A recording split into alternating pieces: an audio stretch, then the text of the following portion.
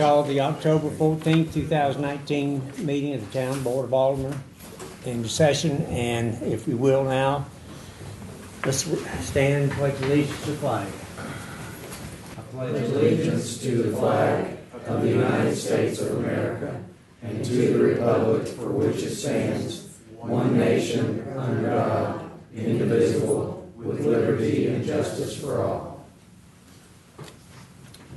And now we have Anthony Rodriguez from Valley Hope Church in Swannanoa, who will lead us in invocation. Gracious God, we thank you for the ability to come and participate in the government of our town. We pray that you would bless us with your presence, that you would give us and our governors, our rulers delegated by you, the wisdom that comes from you for the benefit of all the citizens of Black Mountain. We pray that there would be a spirit of wisdom and charity and love for all the people of this town, and that we would all benefit from that blessing. We trust that you'll do this tonight, even by the power of your Holy Spirit. We pray this in Jesus' name. Amen. Amen.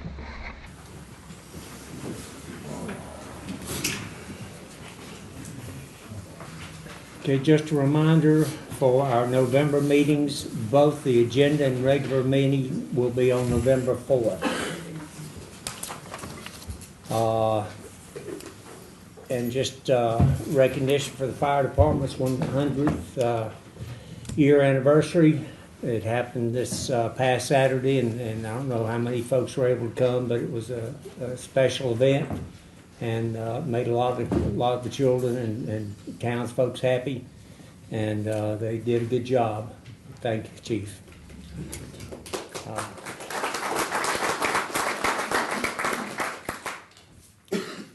And one other announcement, I'd like to just mention something about our town manager. He was elected the North Carolina Association Zoning Officials President, statewide organization of 585. And that's elected by his peers, people who are professionals at that job and have the respect for him and the job that he does. And make a long story short, congratulations to him and Angela Reese. She is the Association of Municipal Clerks. She was the state certification committee chair, and it is a statewide organization of 577. We've got two folks here from Black Mountain that are recognized by their respective associations in this state, and we're proud to have them and honored that we've got the folks that are capable of having the respect of their peers. And with that, I have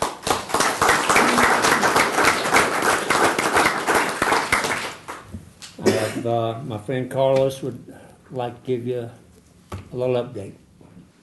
Well, in the words of Arnold, I'm back. I'm not sure at this time how long I will be back. To just kind of squelch some rumors that have been rolling around town, I have been diagnosed with stage 4 pancreatic cancer, and I started treatment today for that, my chemotherapy, and it's going to be a twice-a-month ordeal to carry on through now until March, and then I'll stop and check and see how everything is, and if it looks good, they'll discharge me. If not, well, we'll start over again. My ace in the hole is that no matter what happens up here, there's always somewhere else, something else to fall back on. Anybody who follows me on Facebook knows that I've already said that this is a fight I'm in for my life. And I want to fight it all the way I can. And I ask for your prayers, and I thank you for those who have sent cards, food, prayers, telephone calls, visits, whatever. Sheila and I thank you very much. And I say, as much as I can be at the town hall meetings or be at the agenda meetings or stay in contact with my peers on the board, with Mayor or Angie or with Josh, that's where I'm going to be. I am not stepping down. That's not going to happen. I'm in it to win it, and that's where we are. Thank you.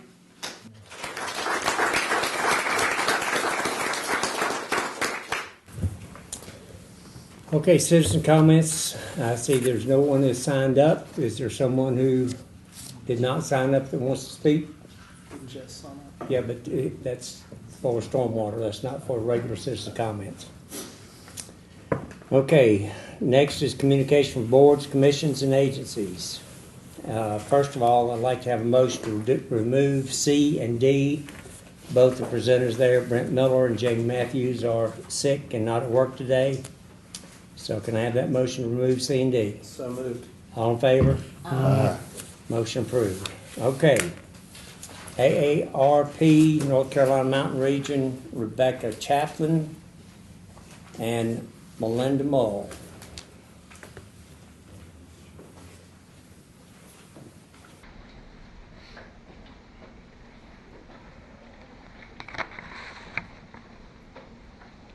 Well, I want to thank you all for your service, to the alderman, the vice mayor, the mayor, all you who are working for the community here. The invitation to be with you today came from an event that AARP and the YMCA in Black Mountain put together a couple of weeks ago on livable communities and age-friendly communities, and how AARP acted as a convener with the YMCA to really just build on a discussion. And some of you here were at that meeting. Some of the invitations might have gotten to people a little bit late, but we appreciate the opportunity to say more about that here. Thank you for the invitation, Maggie. So I'd like to address a few things before my colleague here, Mindy, comes up. And one of those is just, who is AARP? Because there are some perceptions about who AARP is, and then I'd like to move into the age-friendly and livable community initiative. When many people think of AARP, some of you may think of a membership program. Maybe you think of insurance or discounts. At the same time, AARP is a social change movement organization. We're a 501c4, and we advocate and educate on behalf of people who are 50 plus and their loved ones, which is everyone, quite fortunately. So that advocacy happens at a federal, state, and local level, and it's completely fueled by volunteers. I'm one staff person and serve 21 counties, and there's 12 staff people in North Carolina. We have about 56 volunteers who are working in those counties. But our strength really lies in our partnerships with others. So the advocacy, I just would like to give some examples of that, and then I'll narrow it down to the local level, which is the age-friendly communities work. On a federal level, AARP is a nonpartisan organization. On a federal level, right now we look at issues like the cost of prescription drugs. On a state level, there's legislation that helps family caregivers, legislation that helps small business owners to help their employees to save for retirement. Those are some of the examples of legislation. On a local level, at AARP, we know that that's where most of the change can happen. It's actually in communities working with decision makers and influencers and community leaders like you all. So the age-friendly or livable communities initiative is a form of local advocacy, and it's really designed to help empower communities to make changes to make a community more livable. So that includes things like, on a non-tangible level, like civic participation or employment, opportunities to volunteer, social participation. But then it also interweaves with the physical environment. For example, Black Mountain's a great example of communal places where people can sit, connect with one another, streets that are walkable, housing that's affordable and accessible. So you can see there's different aspects to a livable community, and every community is doing well in some areas and has opportunities to improve in other areas. The Age-Friendly Communities Network is a network spearheaded by AARP in the United States. It's part of the World Health Organization's larger work to make communities more livable. There's different parts of it, the Age-Friendly Network. One part is that a community or municipality, county or town can join this network. And that starts a 5-year process. And the 5-year process starts with looking at what's working and where improvements can be made. And then there's an action plan, an implementation of the action plan, and an evaluation of it. It's not something that AARP does, but it's something that AARP works with the community to do. So many of you Many of you probably don't know that Buncombe County joined this network of age-friendly communities in 2017. So they've started this process, and their focus is on affordable, accessible housing, which I think is an issue all over North Carolina for all of us. In some communities, a town or municipality chooses to join this network of age-friendly communities with the county, and then they work, in partnership in different ways. So an example would be like Mecklenburg and Charlotte are both independently part of this network. So my role today was to share with you a little bit of information about the network of age-friendly communities as an opportunity that maybe something Black Mountain might be interested in pursuing at some point. It does require the endorsement of the highest elected official in that community, but then that begins the community work. I also just wanted to kind of share this overall perspective, a way of thinking, that a community that is livable for people as they are aging is livable for all people. So I have a 1-year-old, and when I'm walking with a stroller, I can really see what it would be like if I had a walker or a wheelchair, because I can tell that it's hard to get around certain areas. That's just one example of how a community that's livable for somebody over 50 or as we're aging is really something for everyone. In addition, there's just projects. ARP has some different grant funding and different opportunities, like a learning network to help with projects that make a community more livable. This group that convened a couple of weeks ago is looking to continue to get together to discuss ways in which we can find projects and opportunities to support the livability of the community. And we would be excited to work with you in any ways that open up. I'll have some materials. Is there a good place to leave materials, Angela? Okay, so I have some booklets and some business cards so that if you're interested in pursuing this further, we can invite you to join the meetings that will be moving forward. I know we'll be meeting with some of you individually in the near future. So part of our work has been with the YMCA, who also kind of shares in that mission and vision of communities that are livable for all. So pass the baton to you. Okay. My name on here is Melinda, but the name I go by is Mindy, so feel free to, of course I'm called a lot of other names that we won't discuss. I am currently not retired, and I came to the Y, I grew up, I call myself a Y brat. I was one of the first, was in that genre where kids started going to the Y, women and children and boys and girls, mixing and integrating. It was a time of integration for color, for sexes, for all kinds of people to be welcomed by the Y. And if you are familiar with the Y, you might have a stereotypical idea of who the Y is. When I close my eyes and think of Y, I think of a big, buff, nice, middle-class Christian white male. And it still is stereotypical to think that this is what our membership is about. And that is changing rapidly. And I'm here just to say that we're in Black Mountain now. And we did take over the Cheshire Community Fitness Center. And with that came a lot of changes. I stepped in. They opened about a year ago as a YMCA. There have been phenomenal changes that have occurred.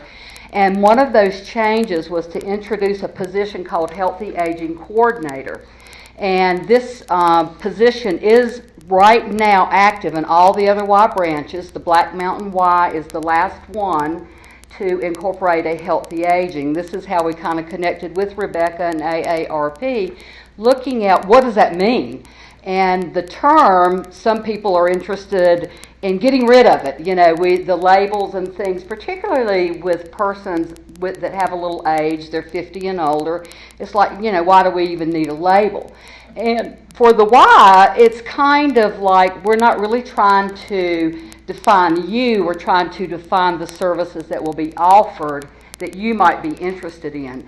And believe it or not, 50-year-olds have different interests than 10-year-old kids of 12 and 15 and 20 and 30 and on up.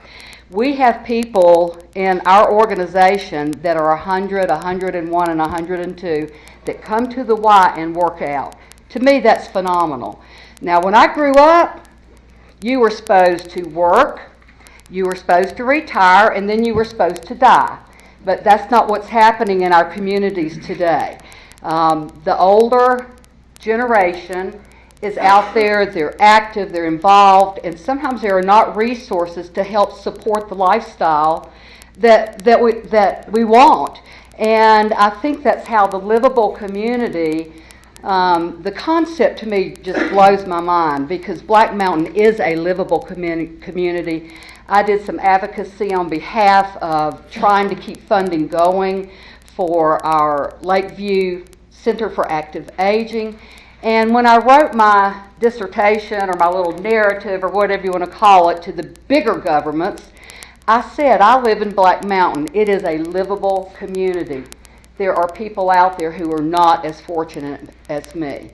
And Rebecca made a comment one time, I kind of landed here on employment, opportunity. I landed by accident and stayed because I wanted to.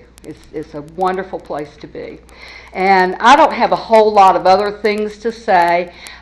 Cheshire, they started out with about 1,000 members. That doesn't mean that we have 1,000 people at the little facility at one time. And then Cheshire built up to about 2,000. With the Y coming in, the membership currently at Black Mountain YMCA is 4,000 people. And that's phenomenal. Over half of those people are 50 or older. And as I said, that age range goes up. And so as people are medically challenged, as they are challenged to get out and fight some of the diseases that come with age, some of the things that prohibit us from maintaining a quality of life, we're trying to help support that through classes, through involvement, through outreach, by reaching out to governments and to people in the community. So the Y's here, and we just wanted to put a face on it and let you know that we're here. I'm not soliciting for membership. I don't do that kind of thing. It's not in my repertoire. But I do advocate for age-friendly living. And this community has it already. I mean, whether you recognize it or not, coming from the outside and coming in and seeing that in motion, it's something for you guys to be proud of. It's something that I think is respected, and I think it's supported by everybody that lives here, everybody I've come in contact with. So that's me. I'm going to bow out, and I thank you for your time very much.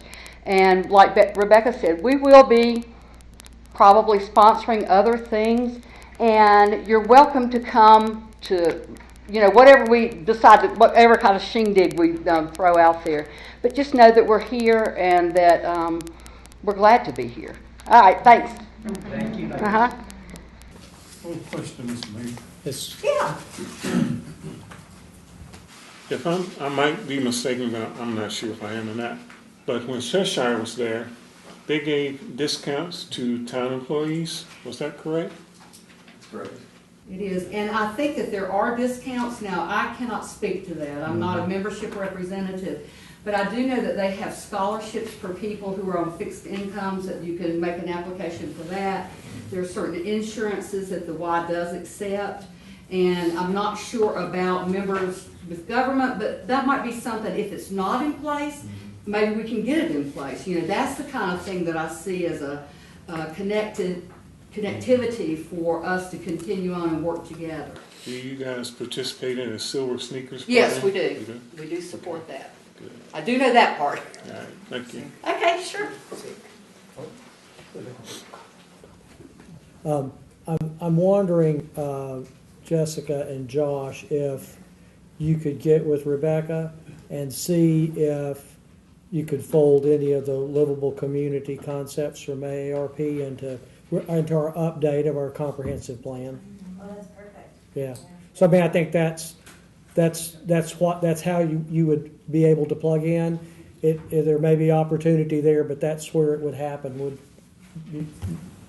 anybody else on the board feel the same about that? Sounds good. Yep. Thank you. Okay, advanced data, cybersecurity, Brian.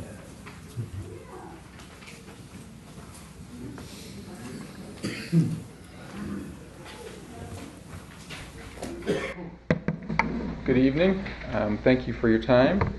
I'll try to be brief and get everything in. First, I just want to introduce myself. My name is Brian Shavey. I'm a resident of Hawk Creek. My wife and I are the children, or not the children, we're the parents of 5 children. We just recently got back from a trip in Ecuador. We lived there for the summer. We wanted our children to have an international experience and just see what life was like outside of the borders of our great country. And it was a great experience for them and for us. I'm the CTO at Advanced Data, and I hold a bunch of certifications. I've worked hard over the last 20 years to get educated in our industry.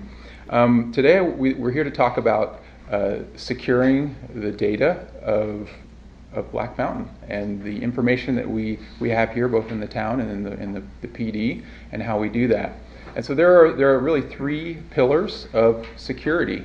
And I have them up there. CIA is the acronym that we always use, and that is for confidentiality, integrity, and availability. So confidentiality is simply keeping things that should be secret, that they're not easily accessible by anyone that shouldn't have them. Integrity is just that the data is what it should be. So example, if you're at the ATM and you're making a withdrawal, you want the numbers that you type in to actually reflect that on your account. So that's integrity.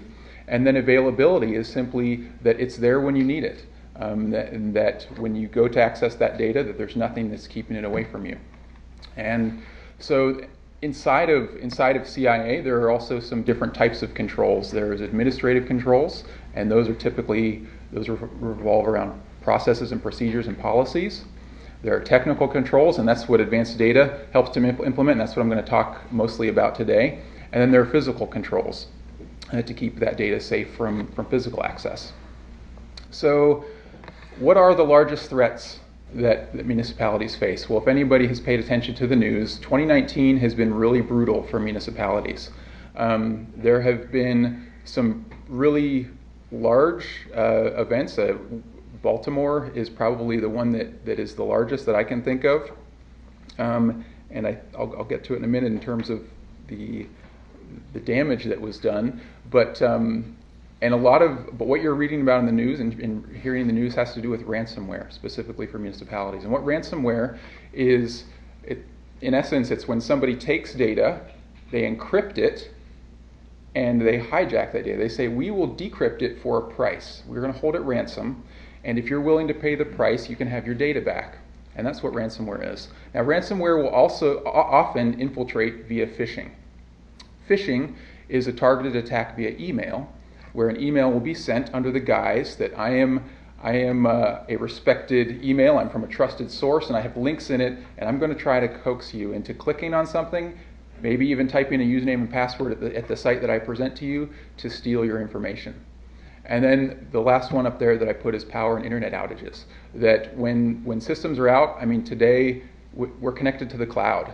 And if you lose connectivity to that cloud, all of a sudden we lose access to that data. And so that really hurts the availability pillar of security. So here are the effects. So just on NPR I think it was 2 weeks ago, there was a great story that talked about in North Carolina, municipalities being hit with ransomware. And the graph right there just shows from 2016, 2017, 2018, 2019, the number of reported incidents of ransomware hitting a municipality in North Carolina. And I put the incidents up there. They did not disclose the financial impact, but they did disclose the number of days that they were out recovering from that incident. And so you can see those there: Orange County, Greenville, Robeson County, Lincoln County. So, and then we get to the big ones that made national news, which was Atlanta, where they had 17 million in damages and they were out for 6 days. We had Baltimore that was 18 million in damages and was out for 9 days. And then there was a town in Florida that ended up paying the ransom because they had no other recourse to get their data, and they paid $600,000 to get their data back. So the reason that criminals are doing this is because it's lucrative. That's really what this is. This is trying to get money out of organizations, and this is a way that they found that they can do it. They're having success. So how are we providing protection? Well, one, I just wanted to point out that Advanced Data, we have a team of about 35 technicians that work on behalf of the town, and that's our job, is to make sure that we're keeping things running, that we follow the pillars of CIA, and that we keep that data secure. So we're going to talk about specifically how we're doing that. First is email. So we filter the email coming into the town for malware. Malware is really just anything like viruses or phishing, anything that has any malintent. And this graph here shows that 64% of the mail that is sent to the town is actually rejected. So the email that comes in is 36%. And we can kind of show there how that's divvied up with spam messages or an RBL reject. There is a real-time blacklist. So that's a list of known bad actors, if you will, on the internet that we refuse to receive email from. Anti-malware, typically that's called in our industry antivirus, but it's kind of expanded to include things that aren't really viruses. But we have anti-malware software running on all of the town's equipment. And as we can see in the past 3 months, there were 65 incidents that were quarantined where there was a detection on systems. 12 of those were viruses, but we can see that there was adware and fraud and phishing, just some other categories of malware that was detected. And then also as a part of this, we run software updates on all of the town's machines on a weekly basis to patch against vulnerabilities that might exist in the system. Because that's how these bad actors are often getting in, is through some known backdoor, because a vulnerability is discovered, and so we update the software to prevent from happening. Backups. We take backups every night of all of the town's data. Now, this is by far the number one way to safeguard against a ransomware attack. Because let's say that ransomware does hit a server and it encrypts everything on that device. It really is. It's locked down. There isn't any way we can get it back. And so we back up in two ways. We back up once to a backup appliance that's here in the town, and then we also push that backup off-site so that we have it in two different places. And that would also protect us against the availability of this building, for example, if something was to happen, that we could recover that data. And so there's just, we're showing that we have successful backups every night. And then lastly, the network security. So we have firewalls at the edge of the network, meaning where the internet meets the internal network. And on those firewalls, we have intrusion prevention systems. We have web filtering. We have application control to see what types of applications are running. We have antivirus. We also encrypt all the data between any of the branch locations. So if they need to talk back here to the town, it goes through what we call an encrypted tunnel, a VPN tunnel, and it's unreadable by anybody on the outside that would try to gain access to it. And so even though we're doing all these things, there are certainly things that can be improved still. And by far, the human element is the weakest link in all of this, because no matter how secure we have all these different systems in place, a user that's logged in has rights to work on their machine, and if they initiate a bad actor script or a bad actor's program, then that can kind of start a snowball effect of bad things from happening. And so we feel that there's some end user training that can be improved, and we've been talking to Dean about that. Also, related to that is the idea of a coordinated phishing campaign. And what this is something that the IT staff will do, where they will send out a phishing campaign that is approved. We will not block it, and we will see who clicks on what, and then it generates reports to show, okay, well, we see that we did 15% of the people clicked on this phishing campaign that we allowed through. We need to make sure that we're educating those individuals so that they can identify that in the future. So we're talking to Dean about that as well. Also, security policies can be updated. So we recently looked over the security policies, and we see that there's some gaps there that we need to just shore up against for onboarding of new employees. Risk assessments. So just sitting down with all the leadership on perhaps an annual basis to go over a checklist of questions. And these questions come from the National Institute of Standards and Technology, NIST. It's a framework that we follow. And so we would just go down that risk assessment and just check off boxes, answer questions, and identify where there might be any weaknesses. And then lastly, internet redundancy. And that's something that we're in the works to shore up, that if we lose a carrier here at the town hall, that it won't take out accessibility to data elsewhere. So just in closing, just wanted to point out that today we've really spoken about this middle one, technical. On either side of that is administrative and physical that could still be addressed. Probably not by us, but we'd be happy to work in concert with whoever would be best to speak about that, to just make sure that the data of the town is secure. And that's it. Thank you very much. I appreciate your time. Any questions? So if you had one recommendation, for us, you mentioned some things you're working on with Dean. What did you have those listed in priority pretty much in We your? did. End user training we found is by far, that is the most important and easiest way to just raise, because really security is everyone's responsibility. And so when we start to educate and people see that, then they become a part of the security force, so to speak. Well, and I think, at least in my opinion, and I'm sure, Dean would agree with it, that I think we don't have any choice but to make it a priority. I think our citizens would be, disappointed if they knew we weren't doing everything we could to keep our systems secure. I'm curious, and I know this isn't necessarily where you are, but I bet you know. But are we connected? Is every desktop or laptop we have in town, is our internet service with ERC? Is it all broadband here with at ERC? Town Hall, it is ERC, and then at some of the smaller, remoter locations, those are Charter Spectrum cable modems, and then that's where we do that encryption to bring it back here into the Town Hall.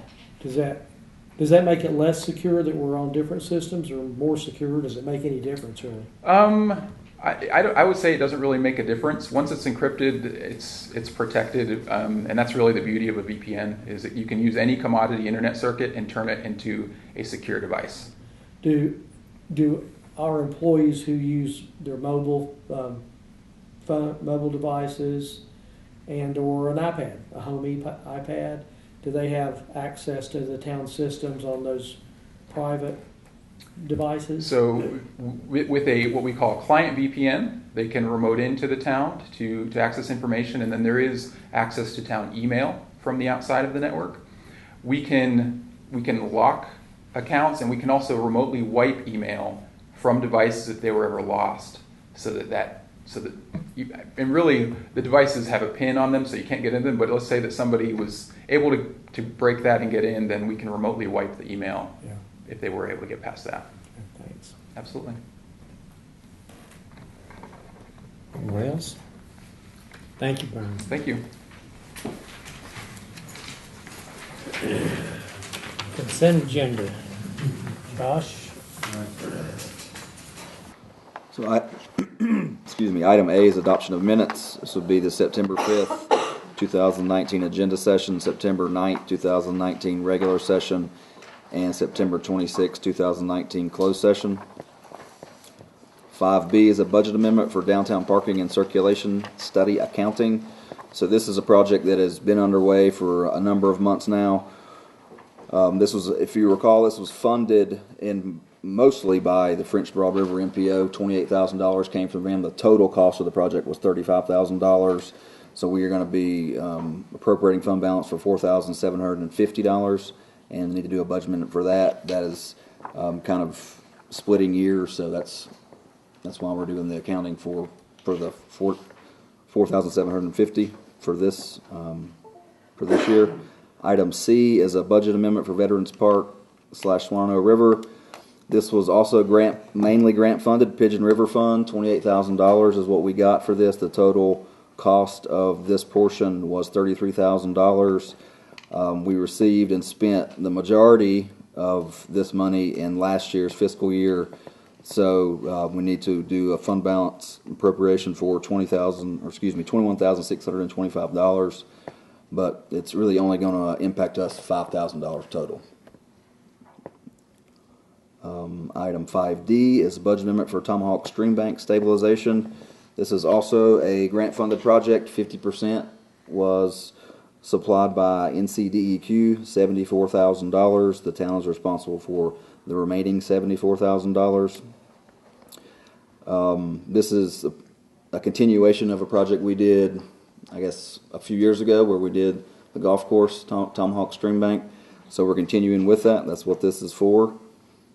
5E goes along with 5D.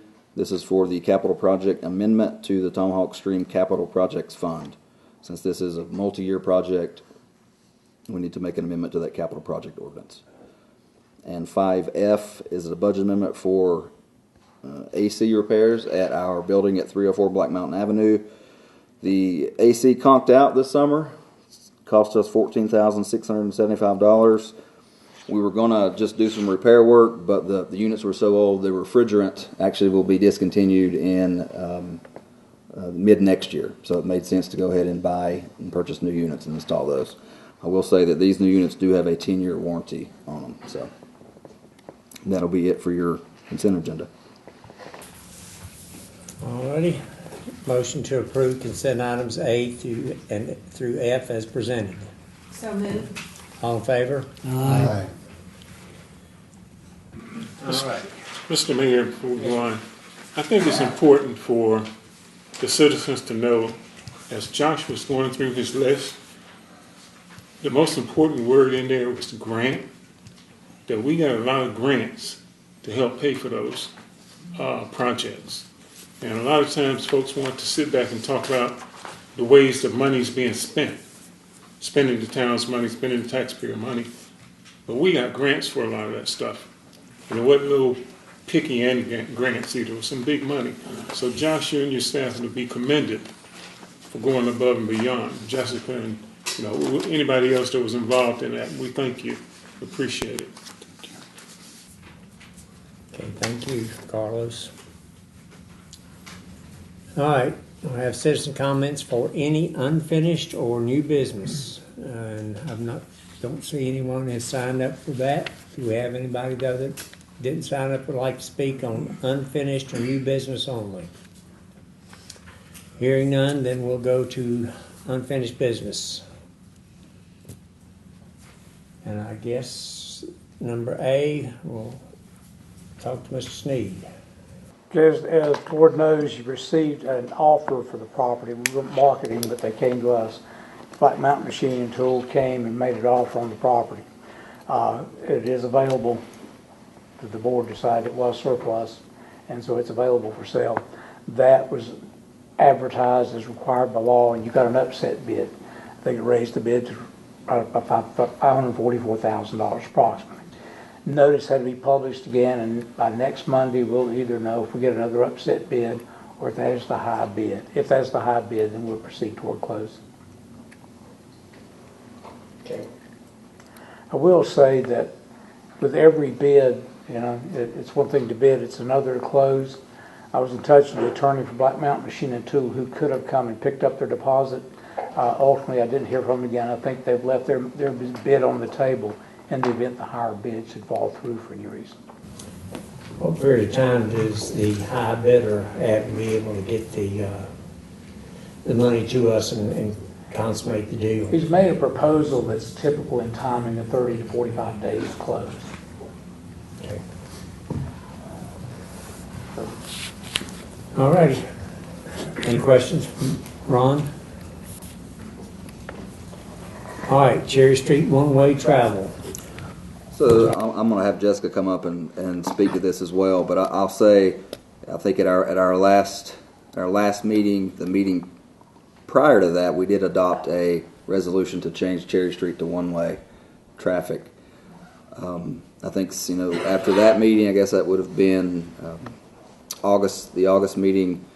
Before the September meeting, I did speak with at least one person that has a business on Cherry Street. He seemed to think that there needed to be some more input. They weren't completely happy with the decision of us changing it to one-way heading northbound. I think they were in favor of one-way heading southbound. We've had a consultant to give us the reasons for and against both ways, I think a couple times.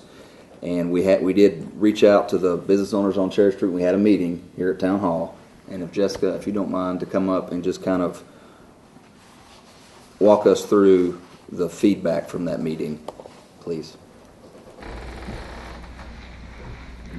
We had about 15 businesses represented. The majority were from Cherry Street. We had a couple of representatives from Cherry Street and one or two from outside the core business district.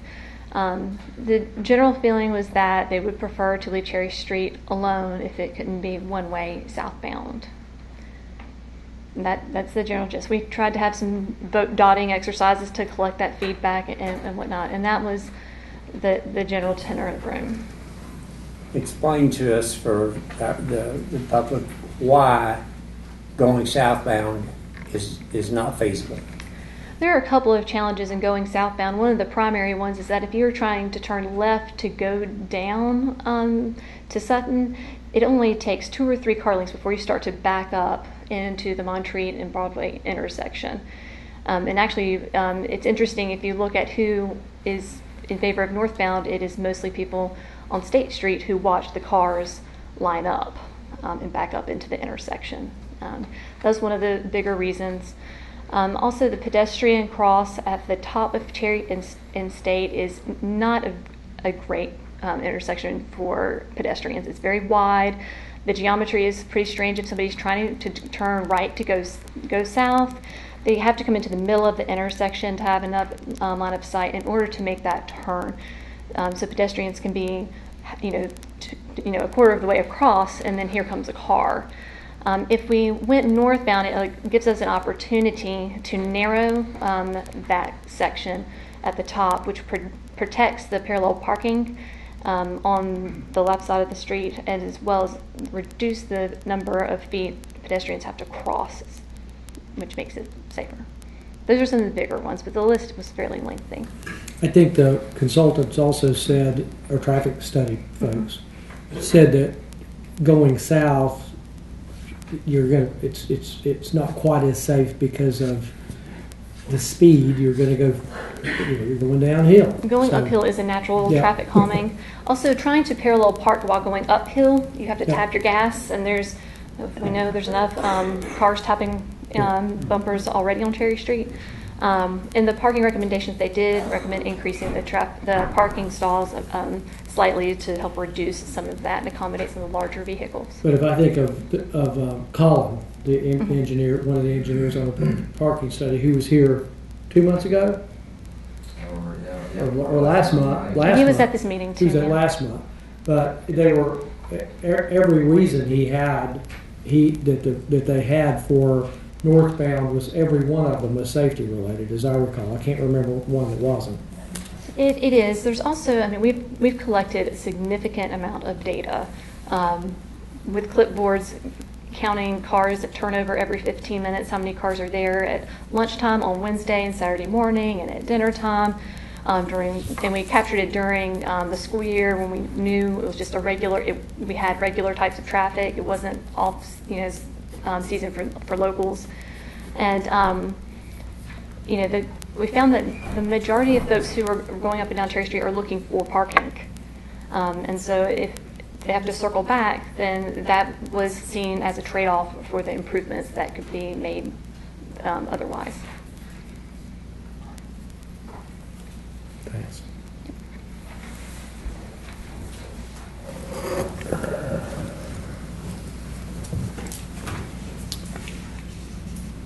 Any comments from board members?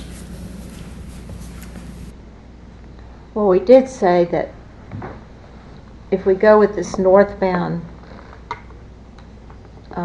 traffic flow that we voted on, that it's not written in stone, that, we can try it out and see how it works. Yeah. But was it northbound or southbound? Northbound. Northbound. Mm-hmm. North. I'm with you, Maggie. The other thought I have, since I think since the very beginning of our discussion about this, our thought was that our merchants on Cherry Street made the investment and they're in town, and so we were trying to accommodate and please and listen to them and so forth. And I think we've done that. I am, if the rest of the board is agreeable, the thought about going northbound on an experimental basis, Maggie, that sounds fine with me. I think the merchants just need to know that we're trying to work that out and see what it is. The only issue with that is that it seems to really get the benefit out of that to me, one of the more significant benefits of the northbound plan was narrowing the crossway there, and then you're going to, which would be an expenditure and so forth, and then to kind of undo that. And there are a few other expenditures there to really do it in a manner that the plan had. That's the drawback into trying it. And so I'm a little more inclined to let the merchants on Cherry Street and our merchants in town, period, to know that we listened and we did our best to accommodate, but that it would appear that it is, the best option is to leave it as it is, because southbound, according to our consultants, is not the safest option. So anyway, that'd be my 2 cents worth. I'd say that we accommodate, and it's not just accommodating based on their wishes, but northbound is the best recommendation, southbound not the best recommendation, and leaving it as it is. Also, another comment that I think is salient to the point of leaving it as it is, that the consultants mentioned more than 1 or 2 times that the traffic flow is not that terribly heavy. All of their measurements. Did you have something to add to that?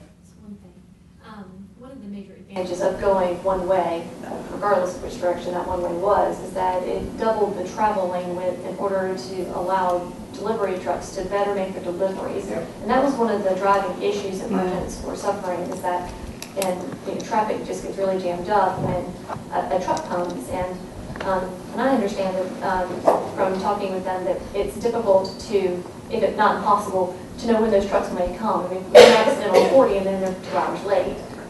So having timed parking areas specifically for those deliveries just wasn't practical. Right. So going one way would have helped address.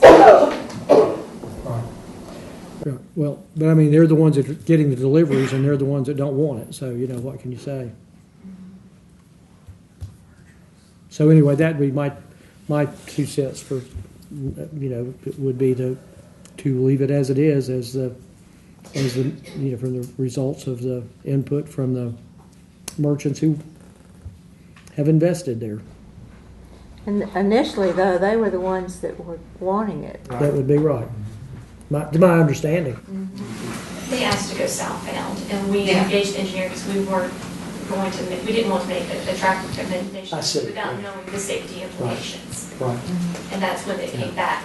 But I would say after we heard from Colin at the last meeting, it doesn't seem to be the best decision we could make to go southbound after every warning was one that involved safety.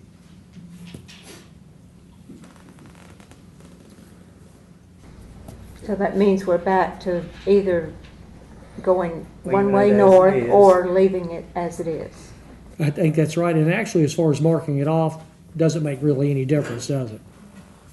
And the only difference what's the downside of going with Maggie's first thought about giving it a shot one way and it especially be nice this time of year. We'll get through through October and the traffic's a little less for the next few months to give it a shot and see what it looked like. But we wouldn't change the crosswalk. We'd make minimal. I mean, we're going to. The striping doesn't make any difference. It would be the same regardless, and so we just simply don't make some of the improvements that may. I don't see where it would be any worse for the wearer. No, I agree. I think that Jamie and Matthews and I spoke about potentially having a barricade with barrels or something at the top to visually impede traffic from. You could still cross, but there would be a visual aid to narrow that for cars not turning. Visually or something a little more attractive, or something we could find. Yeah. I would like to try it. Give it a shot. Yeah. I'm good. I'm good on that. So you need no motion from us because we've already done it. We'll just resolution. Proceed with it. Make it happen. We let the merchants know we want to test it out, open. see what it is, see what they think of it, and. Thank you. Thanks, Maggie. I think that makes good sense. Okay, new business. Josh? All right, 8A is to award a contract for snow removal services. We've done this for a number of years with Blue Ridge Waterscapes. I think after last year's snow event, we realized that we may need some help from time to time. We're trying to be proactive and have something in place should we need help from another company to help us out, especially in the high country. So what you have in your packet is the response to the RFP for the snow removal services for our downtown parking, which we do now with Blue Ridge Waterscapes. Downtown parking, some church parking, and municipal parking, as well as a contract to do high country areas should we need their help to do high country areas. This isn't something that they will automatically come out and do. This is something that we will be calling them, looking at weather like we always do, see if we need their services to have them come out and help us so we don't get in that situation again. It is a little more expensive. I think that the hourly rate is about $30 more an hour for this company. This company does have numerous contracts with Duke Energy, with DOT. They do a number of different municipalities throughout the state, at least on the western part of the state. Their office is in Silva, but they can be here and have no issue servicing us if you choose to go this route.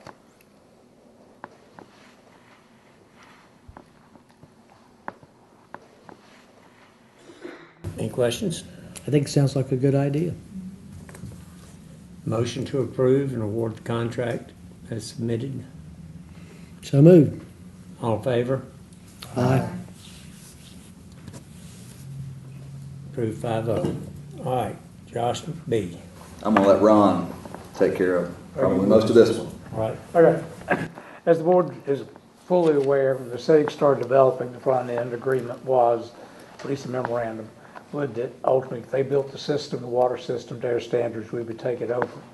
In 2013, a resolution was passed setting some benchmarks for getting that done and expect to be done within the year, and then we sort of went to sleep at the wheel on that. There are a few things left to clean up, but what you have in front of you is resolution 19-19, and if that resolution passes, you're approving an agreement with the settings whereby we take over their maintenance of their system. It's a two-part deal, and as Jamie puts it, if it's in the ground, it's ours. If it's above the ground or in pits, it's theirs. We fix it, but they pay us back. What that means is the water pipes will be ours. They're granting an easement to us for our lines. I think I told you at the agenda meeting, there's 2 or 3 spots where we need to get easements over private individuals, but the Settings Association says they'll take care of those folks. If the other things are the tanks, the pumps, some of the valves, those things that Jamie referred to as being in the pits, the agreement says if those break, we fix any of them, but those are the items that we get reimbursed for. The agreement also sets out what if it's a break that we can't fix. If it's an emergency, we proceed. If it's something that we can bid out, we're working in conjunction with the Settings Association because ultimately they have to pay for that. By adopting the resolution, you approve that agreement. There's one other item in there. It's a memorandum of understanding. It's basically an update.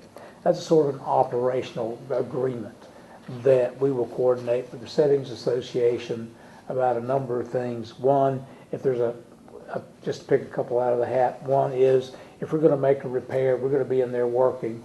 It's not an emergency, and we're going to disrupt traffic, block one of the roads for a while. We'll give it 7 days notice. If it's an emergency, you just got to go, obviously. And then the typical thing, you think that we'll maintain a sufficient water level in their tanks that they'll have pressure. Is there anything I can add to that for you? That last piece about the sufficient water level in the tanks. That's in your memorandum of understanding, and the agreement is we will maintain the water to the houses at the systems as it's built. And obviously, you know, if you use a tank for gravity feed water and you don't keep water in the tank, you lose some of that pressure. So I don't think that's adding anything. That's in the memorandum of understanding that the town will keep the system functioning so there's adequate water. But it's their pump that's above ground that's filling the tank. Yes. So I mean, it's just, Again, I'm sort of kind of missing if that. point of it. We're maintaining it all, they're reimbursing us part. Right. We're operating the system. We just have to supply the water to We it. supply the water, we operate the system, they reimburse us for repairs and things above ground. And this is something that, just to remind the public, something that had been in place years ago, and just it's not out of any avoidance on either part. No, we're just finalizing getting at this to it. point. Yeah. Anyone else?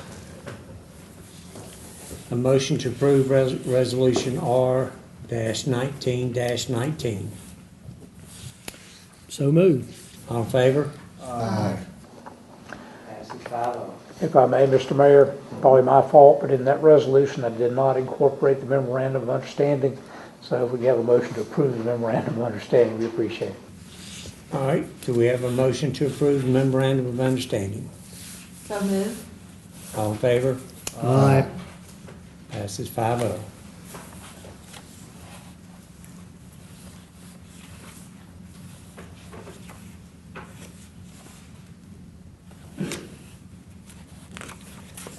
Okay, Josh, Lake Tomahawk City. So 8C, Lake Tomahawk Sediment Management Proposal, Phase 1. So this would be the north side of the lake where Tomahawk Branch or Creek comes into the lake. There's a pedestrian bridge currently there, and that's where our forebay is. Some time ago, a number of years ago, there was a structure put in where if the water got up so high, it would go into a box and then go out a pipe and go into the lake, essentially having the sediment stay on the north side of the pedestrian bridge. In 2018, when we had the flooding here that spring and summer, the earthen embankment underneath that pedestrian bridge was washed away on on one side. With that, part of the pedestrian bridge, the abutment for that bridge received some damage. Not sure how much damage at this point. The contract or the proposal you have in front of you is for a couple of different things. So the engineering for that contract is $36,700, give or take. I think the range is $32,700 to $36,700.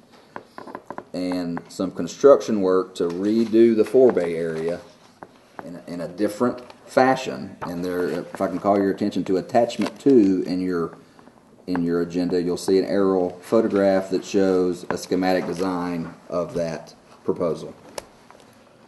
This would essentially eliminate that pipe and box, put in a rock weir arch, and do some stream restoration northern heading to Laurel Circle Drive.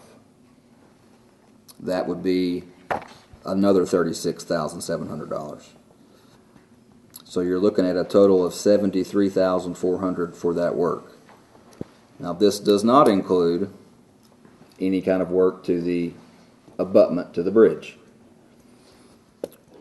Last week we got a proposal, I know it's not on the agenda, but we did speak with the crew that it is doing our bridge work for us now. Black Mountain Avenue Bridge, Flat Creek Bridge, some of these other bridges in town. If you recall, I think it was $54,000 to do all that bridge work. We did get a proposal from them to do the abutment work for that pedestrian bridge for around $30,000. That is not in this packet for you to look at today. But what you have in front of you is a proposal that does the engineering for the forebay, for the potential for doing a phase 2, which would be a sediment management plan for that whole area. I think we would be more than likely successful in getting some grant funds to pay for that sediment management plan. And this is something that kind of just goes in line with our Swannanoa River restoration plan we did a number of years ago that looks at removing the Swannanoa River from the 303D list, which is impaired due to sediment. So that's where a lot of that's coming. This also reestablishes our area north of the pedestrian bridge to do our dredging for that, so it does not get into the lake, because we spent a lot of money on dredging that lake a number of years ago. And with that earthen embankment and that pipe structure not functioning correctly, then that's an issue. So this is And I apologize that it's taken this long to get this to you, but that's how long it took to get proposals for this project. Enlighten me a little bit about the rocks. It sounds like they're going to be putting some large boulders in the stream. Underneath, in the stream, so the water would come down and essentially the sediment would fall off after it hits those rocks as it gets deeper. Fall off on which side? On the north side of the pedestrian bridge, which is where we've done our dredging historically. So they're going to dredge more of that That's north correct. side, that according to this diagram. That's correct. Do they, That makes sense. I'm sorry, Maggie, did you have, No, I was just looking at this diagram. Did you see this? right, well, I don't have it, I didn't open it up, I'm not looking Yeah. at it right now. Will it create if it was dredged and those big rock boulders are put in there, does it create kind of what you have? I mean, does it create sort of a Kind of like a stream-looking thing? Yeah, it's kind of like a waterfall. It moves, fall off. yeah. Correct. Yeah. It'll be a deeper pool there Right. that would hold the sediment. Right, right. How often is that going to have to be cleaned out? That we're not sure. That'll be part of this analysis. It shouldn't be any more than what we've been doing in the past. But that's something that'll be figured out as we move forward with it. On the, So the sediment's not going to be able to go through and under the rocks where they're joined together? You're not going to have gaps to where that sediment's still going to go gonna- through and downstream? The stream's going to be choked down underneath the ped bridge. Right now, it's fairly wide because that earthen bank is gone. Embankment underneath, it's gone. It's washed out. So the stream's going to be choked down, and the thought is that sediment will fall out before it gets underneath the pedestrian bridge, according to their proposal.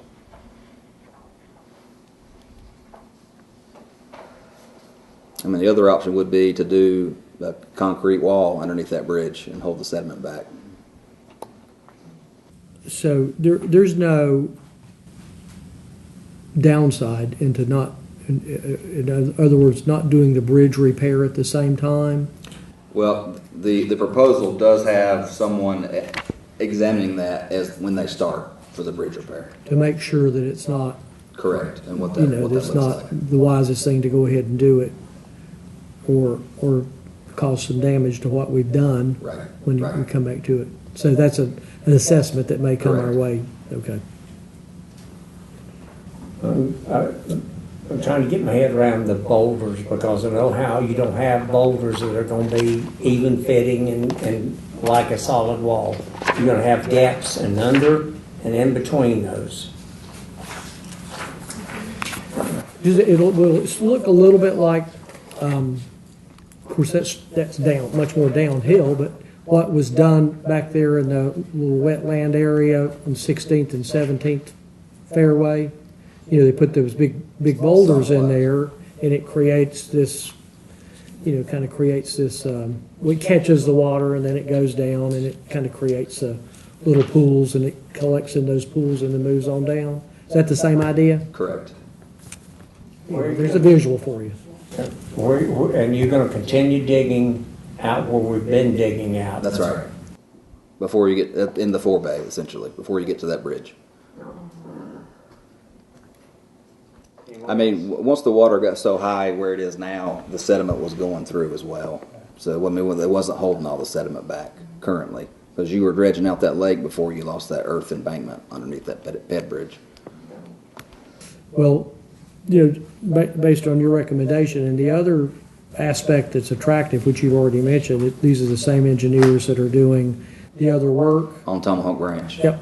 The stream bank work. And so, you know, I don't know that there's any necessarily a merit one way or the other to it, but we have no reason not to be pleased with the work that was done, do we? No, to me, I think that section of Right. stream was performed well. Right, I agree. All right, motion to approve the proposal for the wetlands, wildlands engineering for phase one. So moved. All in favor? Aye. Any opposed? I vote. All right, motion to open a public hearing to adopt phase two stormwater ordinance.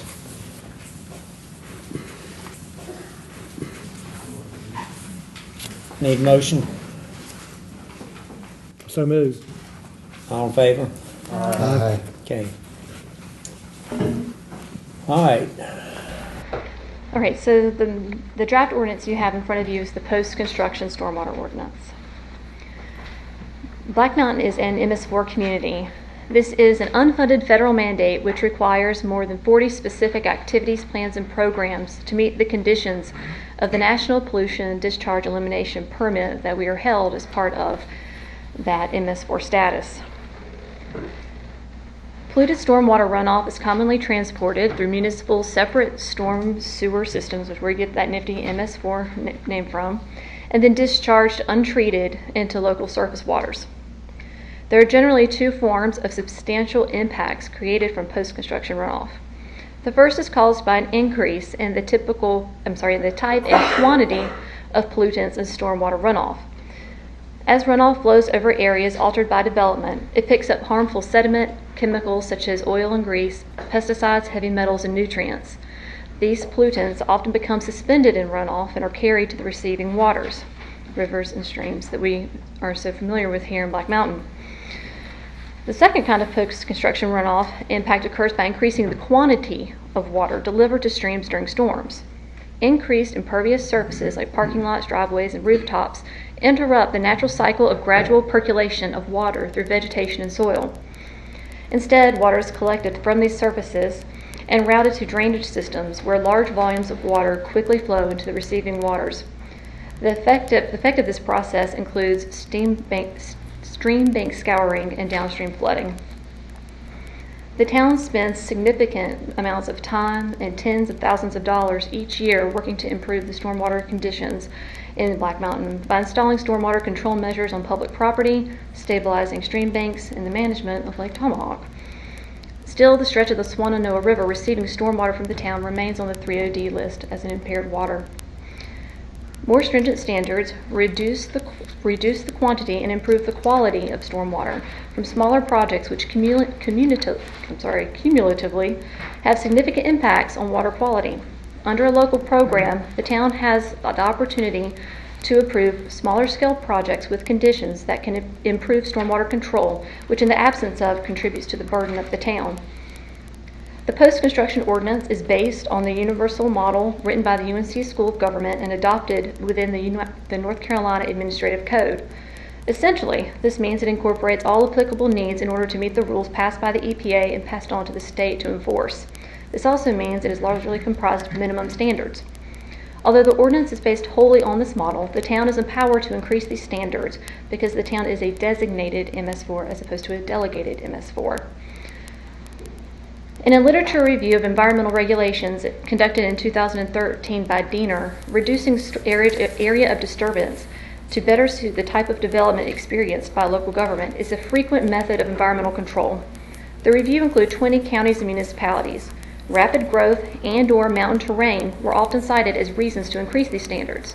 Buncombe County, which administers and enforces sedimentation and erosion control for Black Mountain, requires that sedimentation and erosion control plans accommodate a 25-year storm, which exceeds state and federal rules, and however, the opportunities for property to be subject to this rule are less common because the threshold for disturbance is 1 acre or larger. The City of Asheville requires a stormwater permit plan accommodate a 10-year storm. Western North Carolina only represents 9% of all the MS4s within the state, and with the exception of the City of Asheville, these are representative of small communities. So therefore, there's not a lot of significant information available about the changing of the area disturbed for the purposes of issuing a stormwater permit. Black Mountain does not experience a significant amount of diversity in the size of development. In the calendar year 2018, there were 49 new construction permits, but only 7 of those were subject to post-construction ordinance. So far in 2019, there have been 54 new construction permits, and only 5 of those will be required to comply with post-construction stormwater. When asked to strengthen the stormwater ordinance and beginning the evaluation process, the question became, how can we align the standards for the size of disturbance to be closer to that of what we actually see in practice? This is why the area of disturbance has been reduced to 5,000 square feet in the proposed draft. Under the proposed 5,000 square foot draft in 2018, there would have been 12 more post-construction stormwater permits required, and so far for 2019 there would have been 6. It's also worth mentioning that the minimum lot size in the District UR8, which comprises 27% of the land area in the town of Black Mountain, has a 5,000 square foot lot size minimum, which is to say 27% of the town is not likely to become subject to this ordinance at all. Alternatively, if you feel that 5,000 feet is too strong, you could also consider other thresholds of 8,000, 10,000, or continue with the 12,000 square feet. In absence of a change in area disturbed requiring a post-construction stormwater permit, other potential solutions, including regulatory and non-regulatory options, should be considered to improve the collective stormwater conditions created by the continued growth that is related to the small-scale development of residential building. The other significant change in this ordinance is the size storm that is accommodated, which has changed from a 1-year storm, which is 2.83 inches, to a 25-year storm, which is just over 6 inches. This means that there is a 4% chance in any given year for a storm of this intensity to occur. This is admittedly a high standard, but it better accommodates the type of events that we experienced in 2018. If you feel that a 25-year storm standard is too high, you could also consider a 10-year storm, which has a 10% chance of occurring in any given year, a 2-year storm, which has a 50% chance of occurring in a given year. And if you look, I've provided you a handout that has some notes about how much rain that means in a 24-hour period. For your reference, from January 1, 2018 to date, there have been 5 1-year storms, 4 2-year storms, 3 5-year storms, 3 10-year storms, and 4 25-year storms. Over the next 30 to 50 years, precipitation in this part of the country is anticipated to increase 5 to 10%, largely in the winter and spring months. Like most rules and regulations, there is a cost associated with compliance, both to those developing projects to meet these standards for permitting as well as the town. Engineering plans for a smaller scale residential project could be $2,000 or $3,000. It is difficult to estimate construction cost for a stormwater project small in scale because there are a many number of variables, but it could cost $20,000 or $25,000, particularly if no low impact strategies are included in that planning process. It also, I do want to note that if a project is 1 acre or greater in land disturbance, and which would require the erosion and sedimentation to be constructed at a 25-year storm during the construction period, this would greatly reduce the burden of construction costs for these larger projects coming into compliance for a 25-year storm under a stormwater ordinance, because a lot of the earthwork would have already taken place. Other improvements in this ordinance that are important to improving stormwater include coming into post-construction attainment by phase instead of end of construction. Phase developments are typically larger subdivisions and can take years to fully build out. It also requires the developer or contractor to meet with staff earlier in the design process, and projects are held to a higher design standard previously required to meet projects with high density rules applied. Another change is from 2018 session law regarding redevelopment calculations and vegetative buffers. The remainder of this lengthy document has been improved only for organization and clarity, of which I still say it could probably be improved, but we did the best we could. And the changes proposed in the draft have been reviewed multiple times by the MS Phase 2 coordinator for the state who supported the changes. If you have any questions, I'm happy to take them. For the public and for us as well, how about, and I think Ron did a nice job of this at our agenda meeting, but what is it that the general statute requires us to do? This is a little bitty piece of all the things that has to be done, but let me give you, I'm not as technical as Jessica, let me give you layman's approach to stormwater treatment. And a lot of people hear stormwater ordinances, they're thinking erosion, and this is not an erosion ordinance, that's the county's issue. Stormwater, the idea is that water is cleaner when it reaches your streams and rivers and leaves the valley, or goes to your own trout streams. And so everything that is these, used to call them BMPs, they have a new name now, for the facilities you develop on your property to treat the water. The simplest way of treating it is to slow it down, let it, some of it absorb into the soil, have it run through grass, anything to keep it from just hitting the ditch and the creek.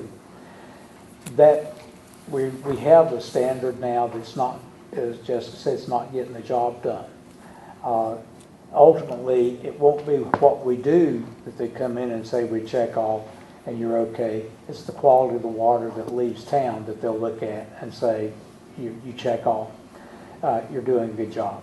And I think there was a directive to Jessica to come back with a more stringent standards so we can get that job done.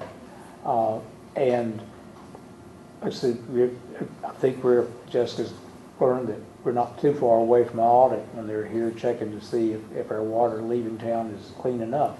And the streams are already, they're not up to snuff as it is. And so she has recommended a change in that will cause more water to be, and then treated is an interesting word. We're not taking it and hitting it with chlorine, getting rid of the bacteria, but finding a way of letting it naturally cleanse either by filtration into the soil and leaving the contaminants it picked up where it found them rather than running into town. And there are a number of ways of doing that. Larger developments you'll see now, they're actually putting large containers underground. I think Ingalls may have those. And those, your rainwater goes into that, treats it, it soaks into the ground. But there are a number of those. But I think what is being attempted here is to up your standards at the source of contamination so that you're taking care of it. Early on in this process, many years back, there were a number of studies done on how's the best way to clean up water.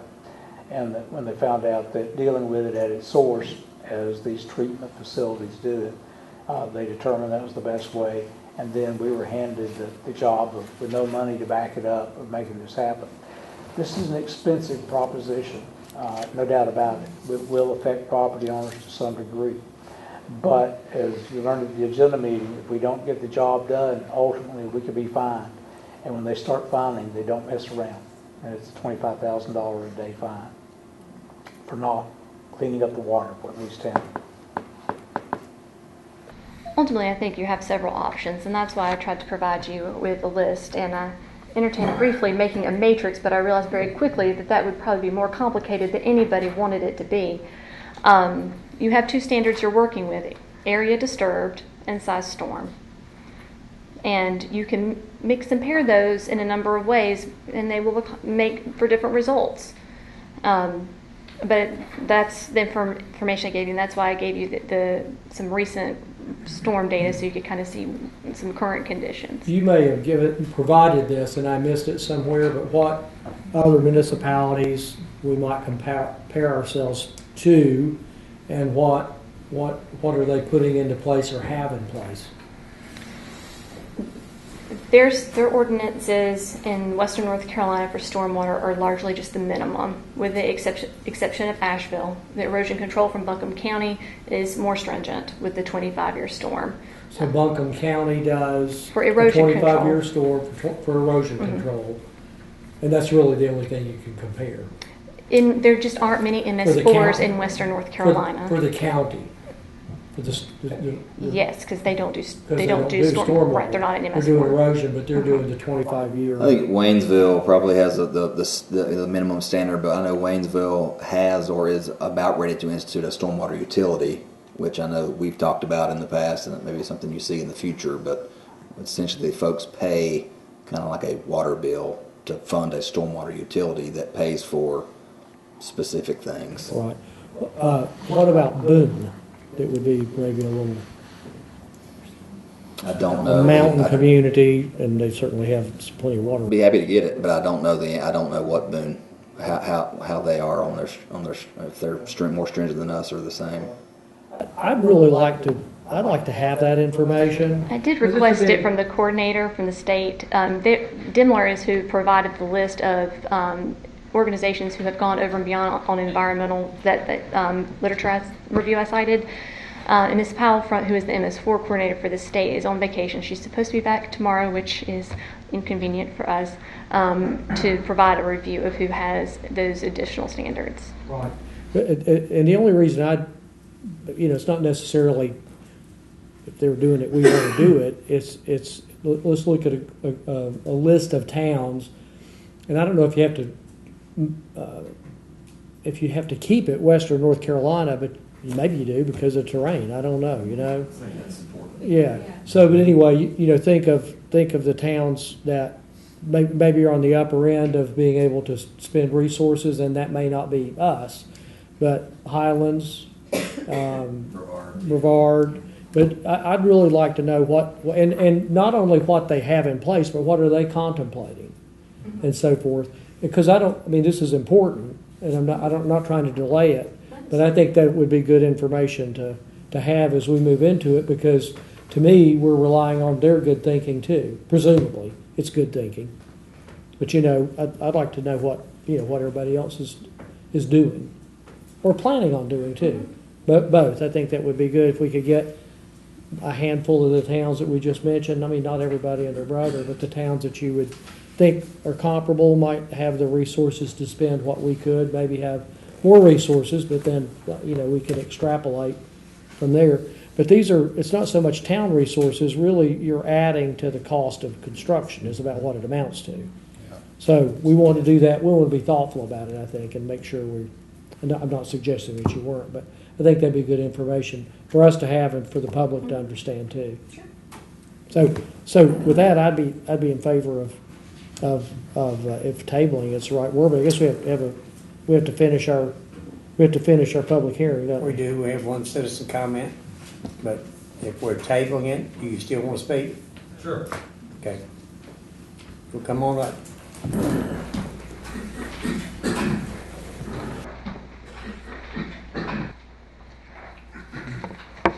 Jesse Gardner, 30 Bethel Drive, chairman of the planning board. Been talked with Jessica. She, legally she couldn't have this go to the planning board first. I think so. It has to come through you guys. I think we got a really talented planning board. I wear a hat as a civil engineer and do stormwater design as my job for a living. As a firm, I probably design over 100 stormwater facilities a year. I go as far west as I got one in Granite Quarry right now. I'm working in the town of Boone, which didn't have stormwater ordinances at the time, doing a Watauga rec facility up there. And generally from I-77 all the way to Clay County, we cover that threshold. Some of the draft ordinances I think I agree with, and some of them I think would like to see the planning board chew on and dialogue and get a little more public input. These words have cost ramifications, and that's something the planning board's really good at, is trying to figure out what gets the job done and still meets the impetus from the EPA.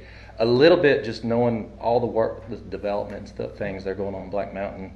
We don't have big projects. We've got one or two big ones, but it's a lot of little one-in-lot subdivisions. Buy a house, build two more beside of it. That's what we're seeing go on right now, which doesn't truly create a lot of runoff. I know the town has an older stormwater master plan that identified a lot of improvements, and a lot of majority of Black Mountain's developed. It's like a lot of us needs to be looking at retrofitting more like what I call regional stormwater systems. I think that would be a better bang for their buck from an EPA standpoint, is adding these small little systems on one or two homes doesn't affect the Swannanoa as much as what if we put a regional system near the railroad tracks near downtown that took all the road runoff and treated it. So those different funding sources, and those are things I think the planning board would be glad to chew on that as well. But I'd ask if we have time that it flow through the planning board to try to get more feedback as well. I've read the statutes and I've read the ordinance. I think you'd need an ordinance change before you can direct stormwater consideration to the planning board. Can we ask for planning board input and it be informal? There's no such thing, but yes, you can ask for planning board input. My concern is, and I think Jess' concern, as a matter of course, stormwater will never go to planning board. The planning board, what it can do is first designated by statute, And in the statutes, it adds some things that the Board of Aldermen can send to the planning board. Neither has been done at this point. I don't know that there's anything that keeps you from asking the planning board for input, but as a matter of course, it's up to this board to do it. Staff could not do that. But we can send it, I guess I wasn't quite clear. We can make a motion and ask the planning board to consider it and to. I think you have the ability to send it to the planning board. I don't know that I totally agree with Jess. He's got the expertise. True, he knows a lot more. He's an unusual one to be on the planning board. Perhaps you need to talk to the engineers as much as you need to talk to the planning board. But again, this, if you send it to the planning board, it has to be this board that does it. Staff cannot. Right. And as a matter of course, over time, if you want that to become part of the practice, you've got to put that into your ordinance. Well, you made the point that to me strikes me. I'm happy for. I mean, if we could just do whatever, obviously we do whatever we want to do. But Jesse has expertise. He does. And so that doesn't necessarily mean we need to start sending all the stormwater things to the planning board, but to ask for his, and perhaps we need to pay for it. I mean, that's what he's in business of doing. But to get his recommendations and input, just on a contractual basis before we make a decision. I mean, that would be one alternative. That's an option. I will say we did get recommendations and review from a engineer that does stormwater as well. Right. On this. Well, did that? Why it does interest me, the thought of the remedial actions that are not necessarily tagged to construction, but are tagged to these, like his example. Interesting point. Yeah. I agree. Yeah, and I think that is worth looking into. So maybe we come back around circle with the engineers that we've already engaged to help us with this. But I think those are certainly, because it is true, we're kind of developed out. I mean, what do we have that's left to develop? It's there, we have some, but I think while we're at it, that would be worth considering before we set this down. I will say, I know that there are still some large pieces that are going to be coming up in the next 10 years, some of them that could come up tomorrow. Mm-hmm. That's the Honeycutt property across from Lake Gap Church. That's on the market. Honeycutt's also on property that's on the market that's across from, what's the name of the road that Steve Padgett lives on?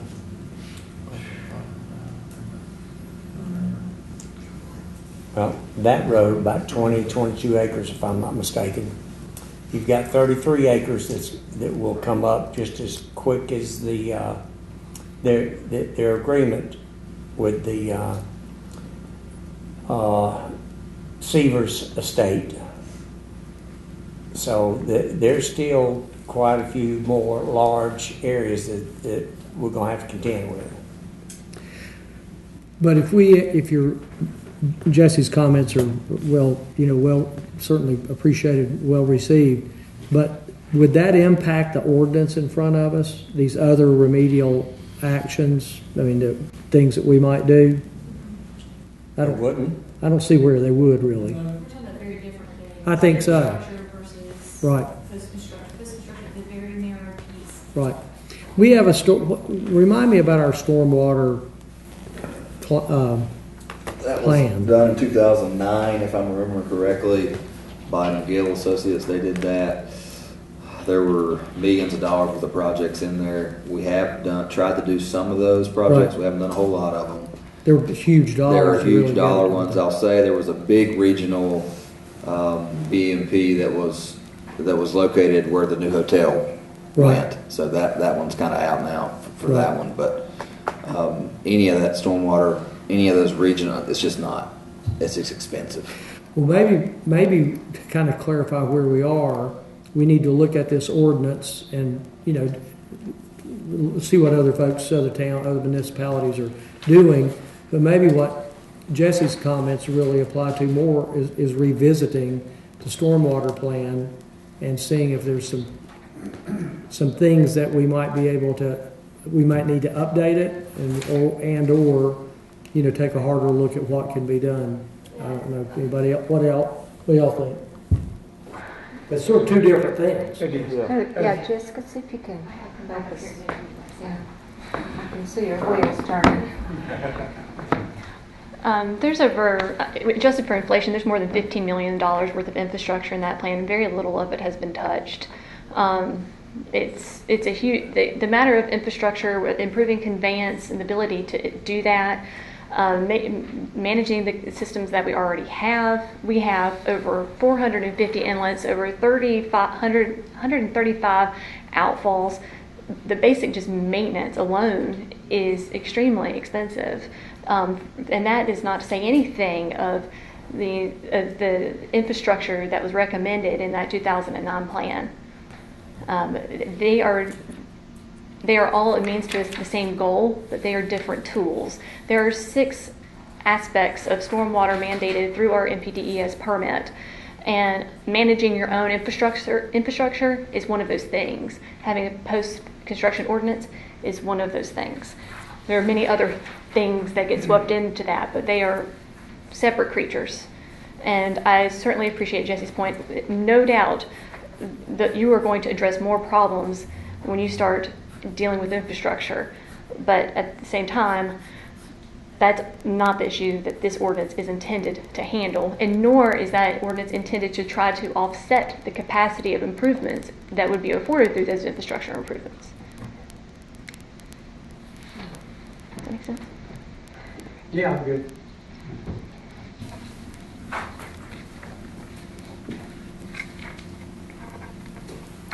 So, motion, we have any other citizen comment? With that, motion to close the public hearing. So moved. All right, now we have a need to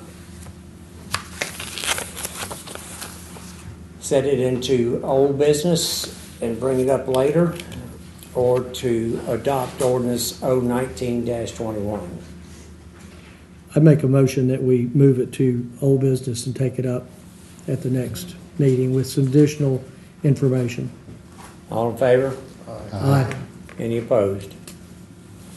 And then I'd like to also ask Josh that you revisit get it on your list, and let's take a look at the stormwater plan from 09 at some future. Some maybe just a summary of it. We don't really spend that much time on it. I think we all got the gist of it, that it's massive and a lot of money, but just to touch base and then see what if there's a direction we can take other than one that's not practical, that we can't maybe afford, and maybe there's some components in there that are affordable, but it sounds challenging.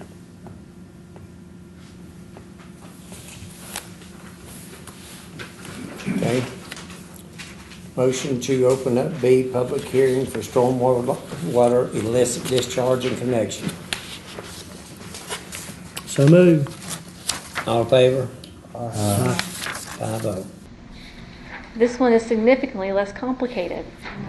The list of things that you are allowed to discharge into the MS4 system is established by the Environmental Management Commission, and you can't add anything or take anything off it unless you go to them and they bless that process. So all we have done is tease this out into a standalone ordinance for clarity, better organization, and better enforcement. It is in its totality the same, though we do specifically say you cannot straight pipe sewage, which is already against the law, but occasionally people try to challenge that. And that is it. Okay. Do we have any public comment? Any questions from Jessica? Jessica, does that apply to like someone draining a swimming pool? Yes, sir. Or draining a washer? A drop, A washing machine? yes. It applies to that? There should not be bubbles. There should not be chlorine. Any number of things, yeah. Okay. That's nice to know. Okay, no public comment. Any discussion on the board? Hearing none, motion to close public hearing. All in favor? Aye. All right, motion to adopt ordinance 019-22 as presented. So moved. All in favor? Aye. Passes 5-0. All right, town attorney, any communication from you? I've run out this week, Mr. Mayor. All right, Josh? Sure. I think I'm supposed to give you a report at the end of the meetings about planning board action or planning board things that they've taken up. So last month, I don't know that any action was taken, but they did meet. If you recall, we did a rezoning on Flat Creek Road a number of months ago. They did have a meeting with property owners. They sent out invitations, and they had 10 to 12 folks that did show up, and most folks did seem to be in favor of potentially rezoning their property from, I get this right, SR2 to TR4. So that may be something that comes before this board in the future. And that's all I have. Okay, communication from the board? Congratulations to everybody on a successful event on Saturday. It was fun. Need to have a parade like that every Saturday. Anyone else? Motion to adjourn? So moved. All in favor? Aye. Meeting's over.